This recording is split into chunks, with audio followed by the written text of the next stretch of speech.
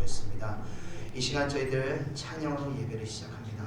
하나님 찬양 드릴 때 하나님 저희들 찬양을 기뻐 받으시고 흠양하시고 또 하늘의 문을 여셔서 저희들에게 한량없는 은혜를 허락하여 주시옵소서. 감사드리며 예수님의 이름으로 기도드립니다. 아멘. 우리 다같이 찬송가 20장 통일 찬송가 41장 큰 영광 중에 계신 주 찬양드리겠습니다.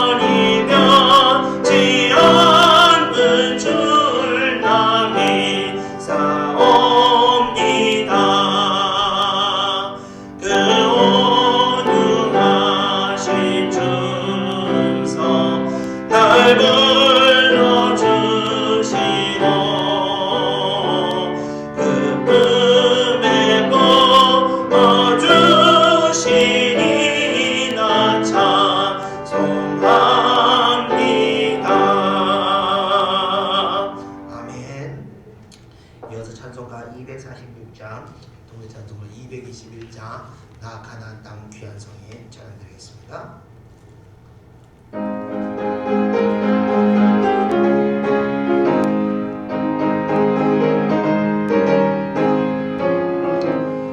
나 가나안 땅 귀한 성에 들어가려고 내 무거운 짐 벗어버렸네. 다시 방황할 일 전혀 없으니 저 생명 시내가에 살겠네. 길이 살겠네. 나 길이 살겠네. 저 시내가에 살겠네. 길이 살겠네. 나 길이 살겠네. 저 생명 시내가에 살겠네. 구름 기둥으로 인도하시니 나가는 길이 영통하겠네. 그 요단강을 내가 지금 건너 후에는 저 생명 시내가에 살겠네. 길이 살겠네. 나 길이 살겠네. 저 생명 시내가에 살겠네. 길이 살겠네. 나 길이 살겠네. 저 생명 시내가에 살겠네. 내 주린 영혼만 나로서 먹여주시니 그 양식 내게 생명 되겠네. 이후로 생명 양식 주와 함께 먹으며 저 생명 시내가에 살겠네. 길이 살겠네. 나 길이 살겠네. 저 생명 시내가에 살겠네. 길이 살겠네. 나 길이 살겠네. 저 생명 시내가에 살겠네. 아멘. 이어서 찬송가 360장, 동물 찬송가 402장, 행군 나팔 소리에 찬양드리겠습니다.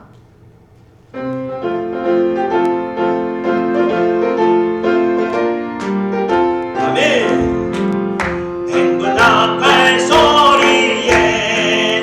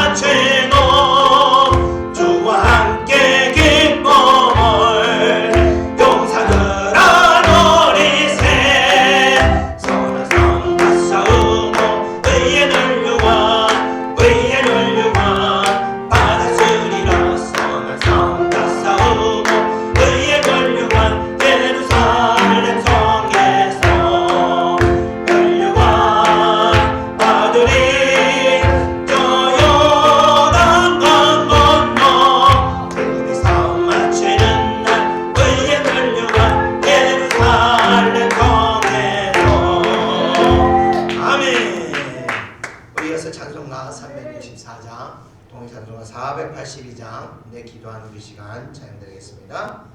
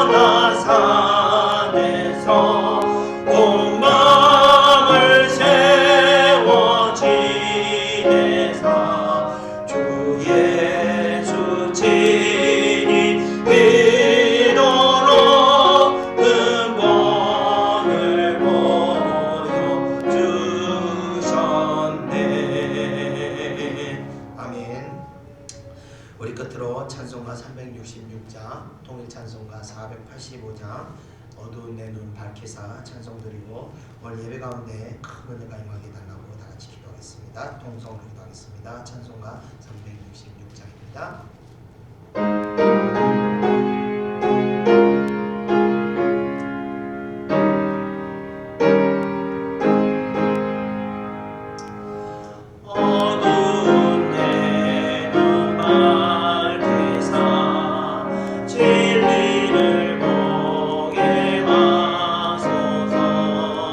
진리의 열쇠 내게 주사 참 빛을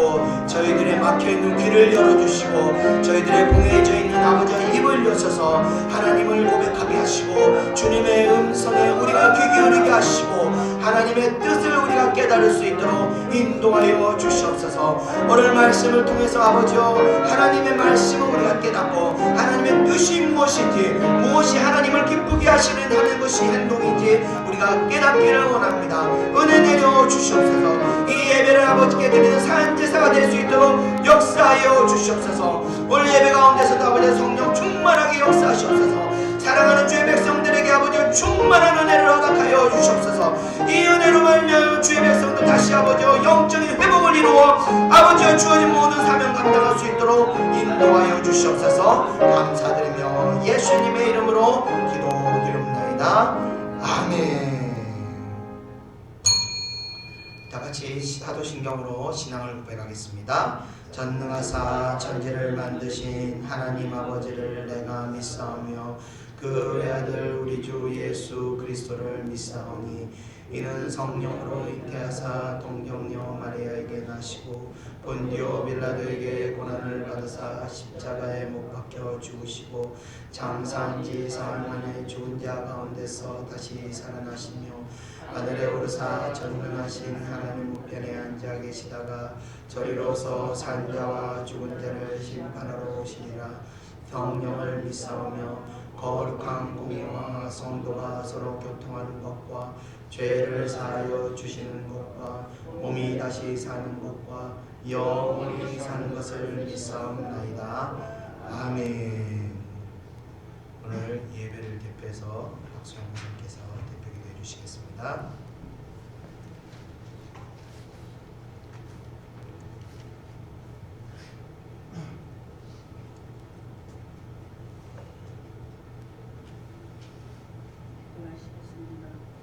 하나님, 우리에게 생수를 공급하시기를 원하시는 삼천하지 하나님을 뵙기 위해서 성전에 발을 디디게 하심을 감사하게 합니다. 지난 한 주간도 원하던 원하지 않던 주님의 뜻대로 살지 못했던 삶이 다시 한번 뒤돌아볼 수 있게 하시고 쓸데없는 자아를 내려놓기를 원합니다. 우리가 가지고 있던 아집과 편견과 비판과 환경 속에서 남을 나보다 낮게 생각하였던 사랑하지 못했던 것 오늘 예배를 통해서 내려놓아지기를 원합니다. 하나님의 계획 속에 김광환 목사님을 부르시고 예찬교회를 세우시며 많은 일들 속에서 성장시켜 주시고 인도하심에 감사합니다. 모세의 지팡이를 들려주셔서 주님과 동행하시는 모습을 보게 하시고 갈망하는 영적인 호흡을 공급할 수 있게 강건하게 세워주시옵소서. 눌린 자를 자유케 하시며 병든 자들에게는 고침을 메마른 자들에게는 사랑을 부어주시는 진리의 종으로 세워주시기를 원하옵니다. 우리가 주의를 갈망하며 예배자의 모습으로 채워줄 수 있게 쓴 뿌리를 잘라 주시옵소서. 주님 사랑합니다. 예찬 교회의 공동체 속에서 모든 성도들의 사랑에 띠띠우게 하시고 서로 기도하게 하시며 영적인 자리매김을 할 수 있도록 믿음이 발목에서 무릎으로 무릎에서 가슴으로 차올라 광야를 이루게 하옵소서. 말씀 속에서 자신의 부족한 것을 찾아서 기뻐하고 감사하게 하시며 영적으로 기름을 부어 주시옵기를 간절히 원합니다. 지금은 기도의 첫 시간이다. 마지막 시간까지 우리 성령님 함께 하실 줄 믿고 감사드리며 예수 그리스도 이름 받들어 감사하며 기도드렸사옵나이다. 아멘.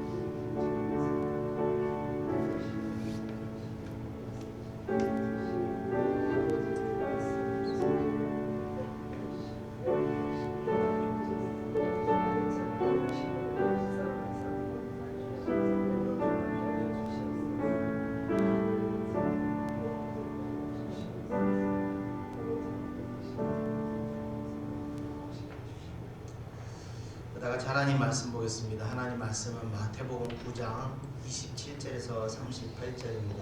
마태복음 9장 27절에서 38절 신약성경 14페이지입니다.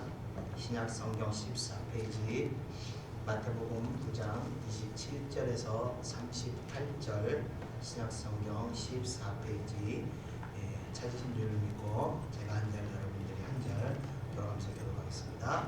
27절 예수께서 거기에서 떠나가실새 두 맹인이 따라오며 소리질러 이르되 다윗의 자손이여 우리를 불쌍히 여기소서 하더니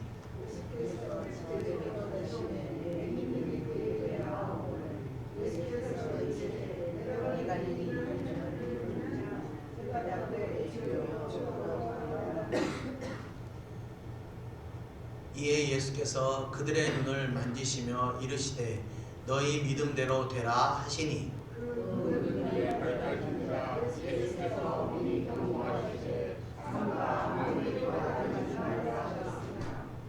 그들이 나가서 예수의 소문을 그 온 땅에 퍼뜨리니라.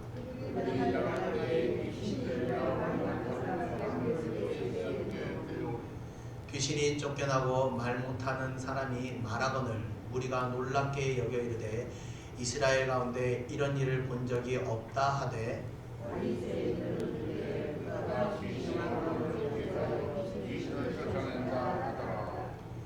예수께서 모든 도시와 마을을 두루 다니사 그들의 회당에서 가르치시며 천국 복음을 전파하시며 모든 병과 모든 약한 것을 고치시니라.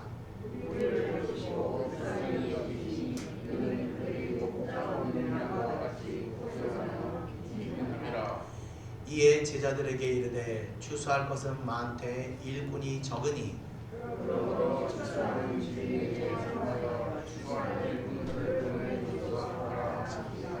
아멘. 자, 먼저 광고 하나 드리겠습니다. 이번 주 목요일부터 찬양 예배가 시작됩니다. 코로나가 요즘 걱정이라서 찬양 예배를 좀 미룰까 생각했는데 어제 기도하시는데 그 찬양 예배에 임하는 그 은혜가 있습니다. 불과 같은 은혜가 있는데 기도하는 그 은혜가 있더라고요. 그래서 하나님께서 예배를 진행하라는 그런 의지로 제가 받아들이고 이번 주부터 예배를 시작합니다.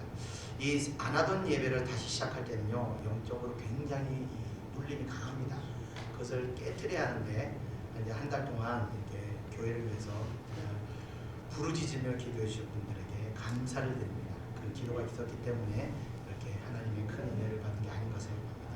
또 저를 제가 영적으로 이렇게 영적이지 못하도록 어떤 많은 이런 묶임들도 있었는데 어제 기도를 하는 가운데 그 묶임들도 다 풀리게 됐습니다. 모두 이 중보 기도해 주시는 분들의 은혜라고 제가 생각합니다. 감사를 드립니다.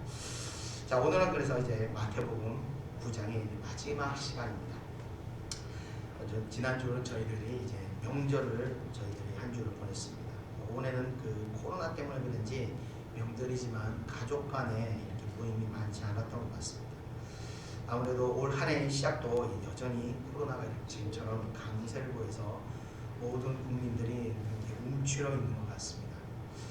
어제 하루 신규 확진자만 해도 숫자가 36,362명이었다고 합니다. 엄청난 숫자지만 숫자인데 처음 신규 확진자가 1,000명이 넘었을 때만 해도 정말 우리나라가 무슨 큰일이 난 줄 알았었는데 지금은 2,000명은 아무것도 아닌 게 됐습니다. 그러나 이 사망자 수는요 오히려 한 달 전보다 70% 정도나 감소했다고 합니다. 그러니까 이 변이종들이 사람의 몸을 거쳐오면서 그 치명률이 점점 약해졌다는 증거입니다. 그래서 우리가 물론 코로나를 걸리지 않도록 조심해야겠지만 우리가 생각하는 것처럼 그런 공포의 수준이 아니기 때문에 너무 움츠려들 필요 없을 것 같습니다. 하나님께서 우리를 지켜주실 것을 믿고 자신감 있게 일상을 사시기를 바랍니다.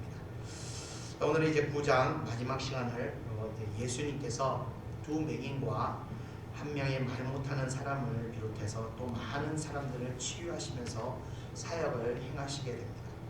이 사역들을 통해서 우리가 배워야 할 것, 우리가 취해야 할 것이 무엇인지를 한번 살펴보는 시간을 갖기로 하겠습니다. 자, 지지난 시간 예수님께서는요 마태를 제자로 부르시고 그의 집에서 식사하시면서 교제하시고 은혜 나누는 그런 시간을 가지셨습니다.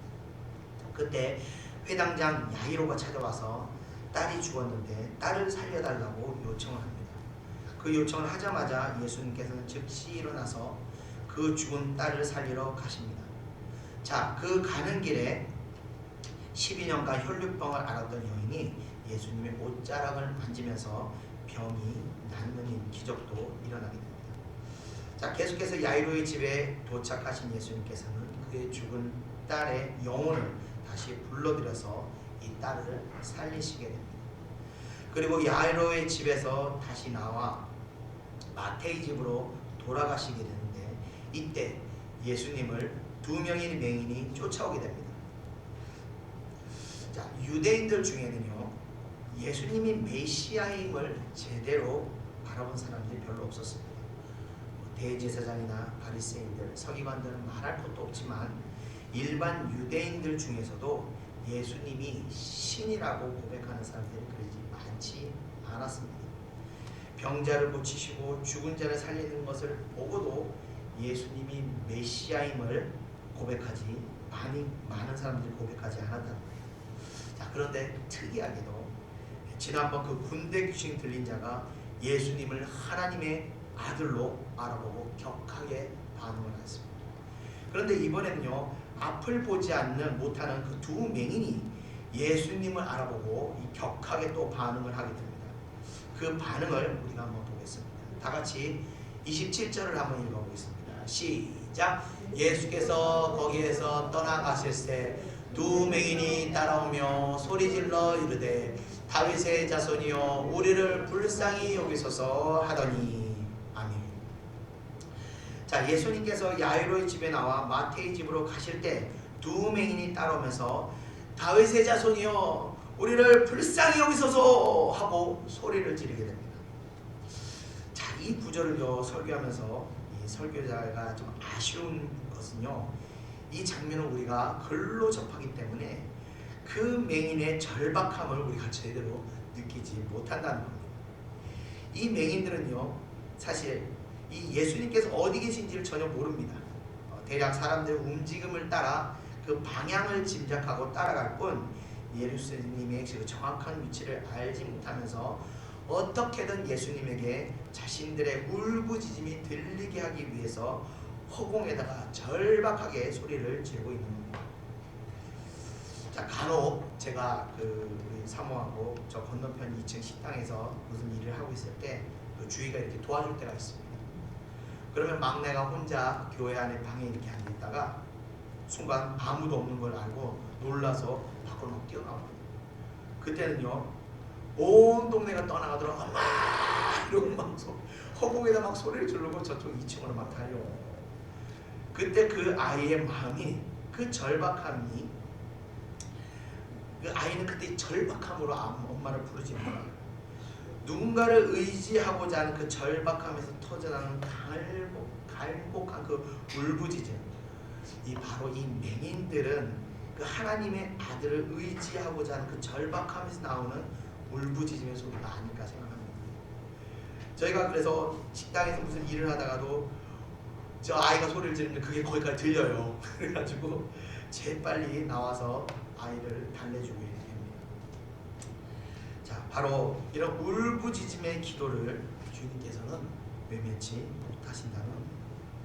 그렇기 때문에 여러분들께서 기도하실 때는요 울부짖음으로 기도하셔야 합니다. 여러분들의 기도하실 때 여러분 중심을 한번 보시기 바랍니다. 교만한 기도를 하지는 않는지, 또 내가 배부른 기도를 하지는 않는지 한번 살펴보시기 바랍니다. 저는요 지금도 그 막내와 같은 그 기도들 드립니다. 주여 주여 하면서 제가 항상 사람 앞에서 웃습니다. 단 한 번도 제가 사람 앞에 눈물을 흘려본 적이 없습니다. 그러나 주님 앞에서는요 막 눈물을 철철 흘립니다. 배부른 기도와 교만한 기도는요 오히려 영적 도태를 불러일으키게 됩니다.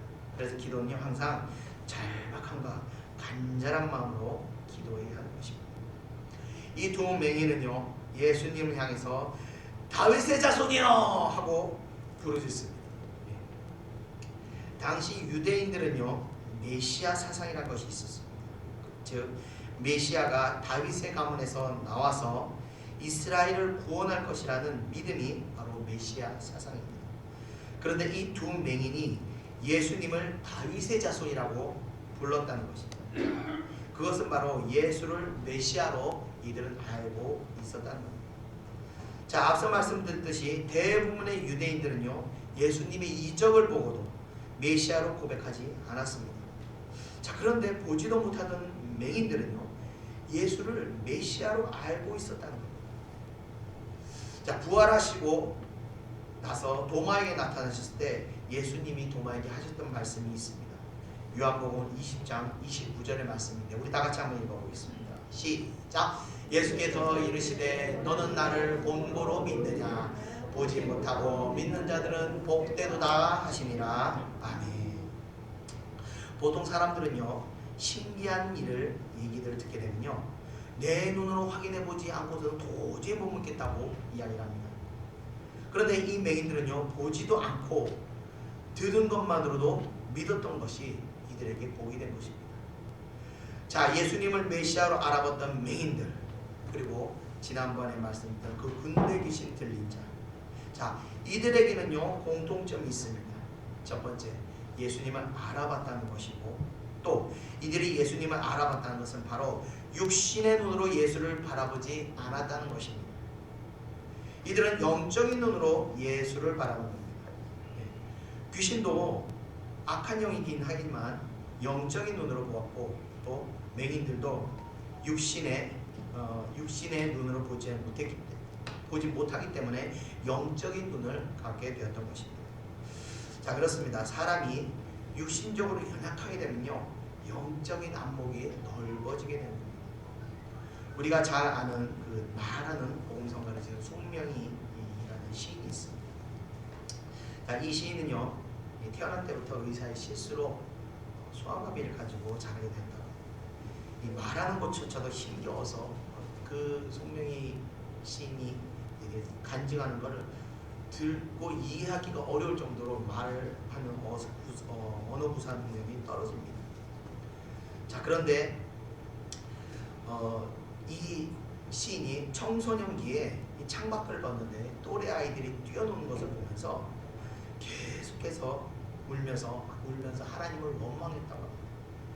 그때 하나님께서 찾아오셨는데도 그녀는요 계속해서 하나님을 거부하면서 나는 죽어도 하나님을 믿지 않을 거라고 계속해서 반항을 했다고 합니다.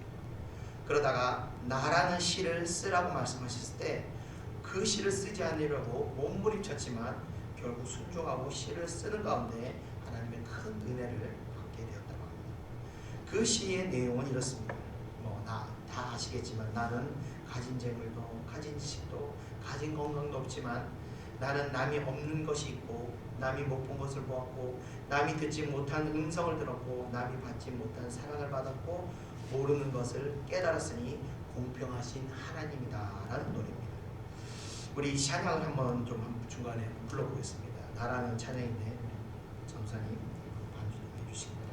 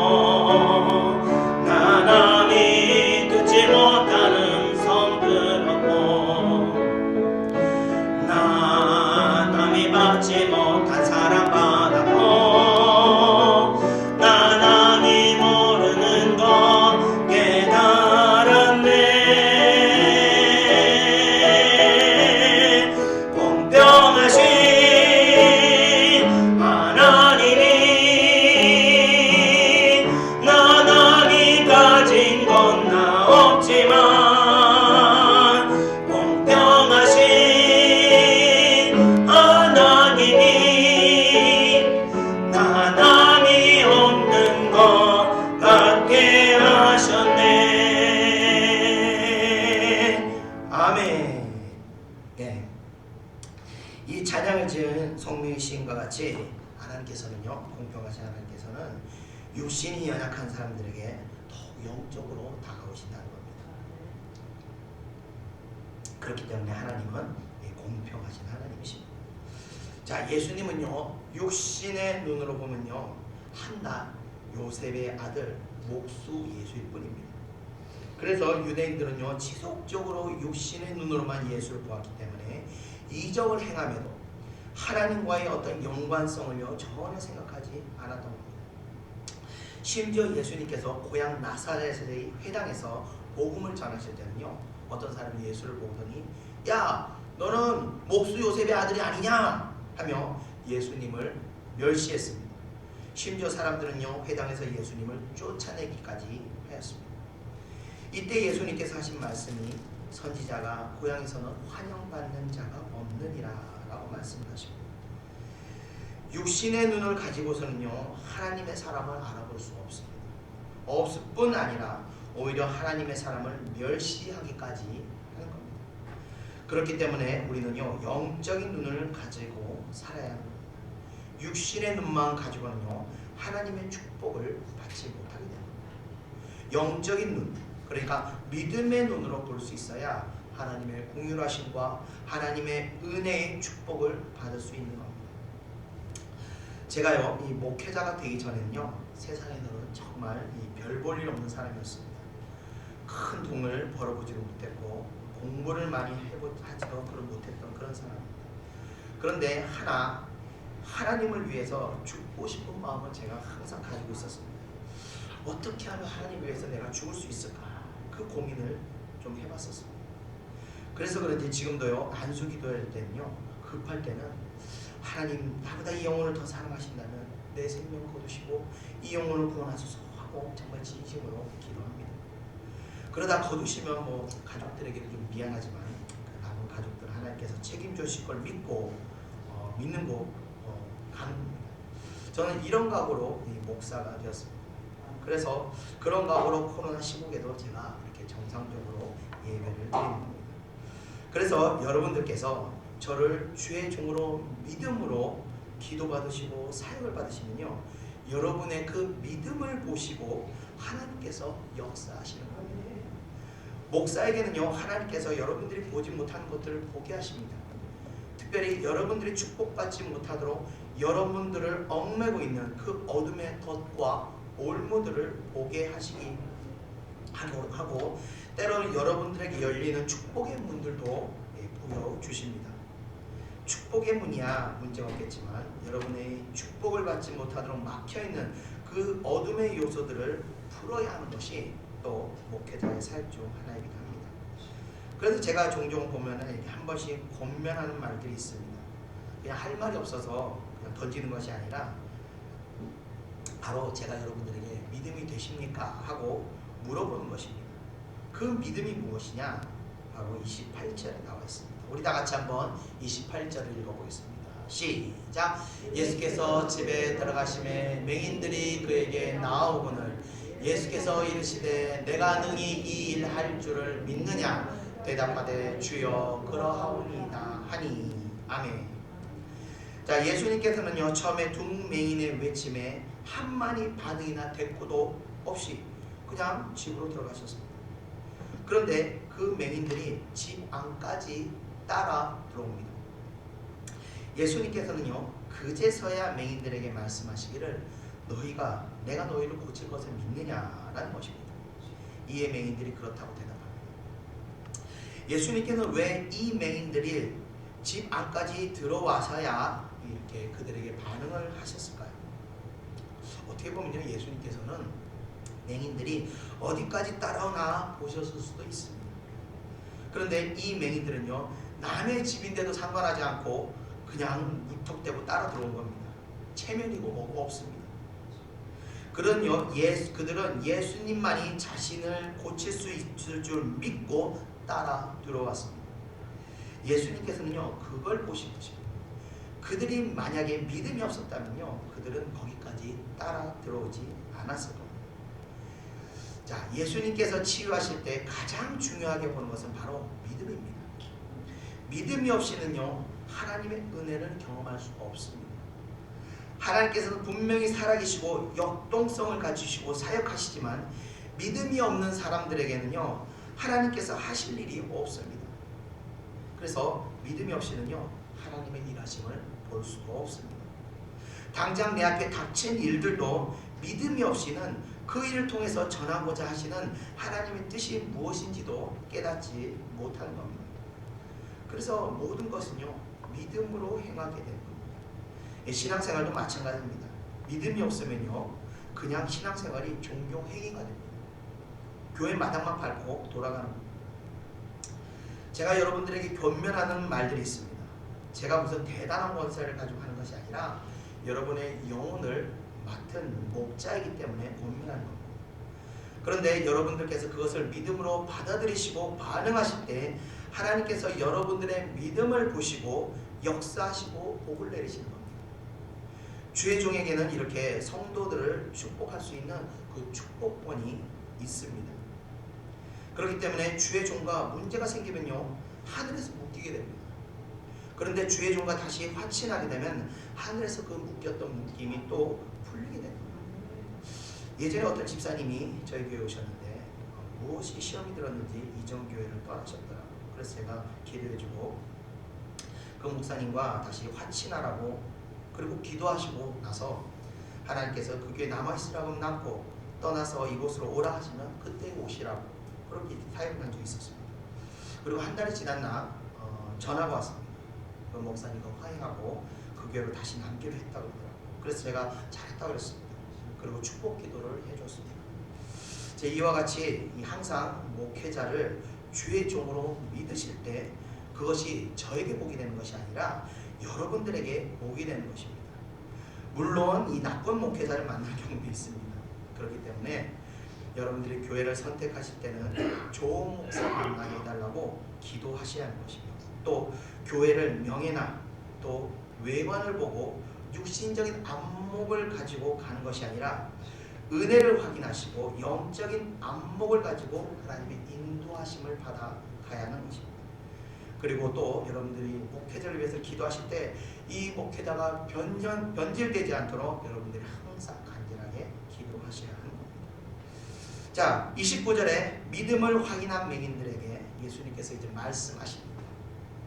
바로 너희 믿음대로 될지어다 라고 말씀하십니다. 그때 맹인들은 그들의 믿음대로 눈을 뜨게 되었습니다. 32절에 그 맹인들이 나가자마자 또 사람들이 귀신 들려서 말 못하는 사람을 예수님께 또 데려오게 됩니다. 예수님께서는 막 쉴 틈이 없으셨어요. 샤이 끝나면 또 데려오고 또 데려오고 또 데려오고.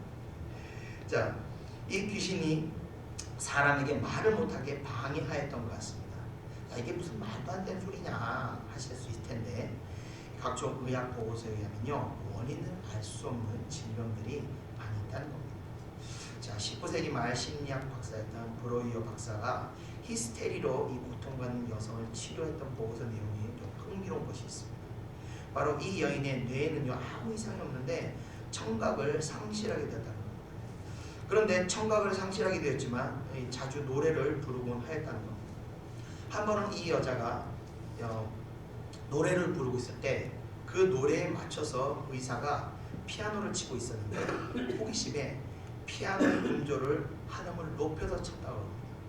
한음을 높여서 치자 그 여인이 무의식적으로 그 높이의 음을 맞춰서 자기도 한 키를 높여서 노래를 따라 불렀다는 겁니다. 청각은 상실되었지만 듣고 있었던 겁니다. 히스테리, 그러니까 영적인 질병이 선택적 청각을 갖게 만들었던 것입니다. 자, 이와 같은 선택적 청각뿐만 아니라 선택적 실명이라는 질병도 보고서에 존재한다는 겁니다. 이처럼 육신의 문제에 있어서 어둠의 역사도 존재할 수 있다는 것을 우리가 알고 있어요. 자, 이 귀신을 예수님께서 쫓아내시자 말 못하는 사람은 곧 말을 하게 되었습니다. 자, 그런데 34절을 보면요, 여기도 바리새인들이 찾아와서 예수님의 일거수일투족을 또 살피며 시비거리를 찾고 있습니다. 34절에 보면요, 기적이 일어났는데도 불구하고 예수님을 보고 귀신의 왕을 의지하여 귀신을 쫓아낸다고 모함을 하고 있습니다. 마태복음 12장에도요 이와 유사한 장면이 나오는데 예수님께서 귀신 들려 말 못하고 보지 못한 사람들을 고치시자 유대인들은 이런 예수를 보고 귀신의 왕 바알세불의 힘을 빌려서 쫓아내었다고 말하게 됩니다. 자, 당시 유대에 존재하던 그 박수들이나 이방신의 제사장들이 이런 방법을 쓰곤 하였던 것 같습니다. 자, 우리 사회에도 이런 일들이 종종 있습니다. 사람들이 좋지 않은 일들이 계속될 때 애군을 쫓는다고 해서 구판을 벌리기도 합니다. 그러니까 이 사람에게 붙어있어 고통을 준 귀신을 쫓아내는 행위입니다. 그런데 무당의 이 행위는요, 오늘 유대인들의 일이 말하는 것처럼 또 다른 귀신을 불러들이는 것입니다. 더 큰 귀신이 와서 이 작은 귀신을 제압하고 연합하여 더 큰 제사의 어떤 섬김을 이 귀신이 사람들에게 요구하게 됩니다. 그래서 구판을 한번 벌리게 되면요, 이 더 큰 귀신은 더 큰 정성으로 자기를 모실 것을 요구하기 때문에 더 큰 고통을 안기게 되는 겁니다.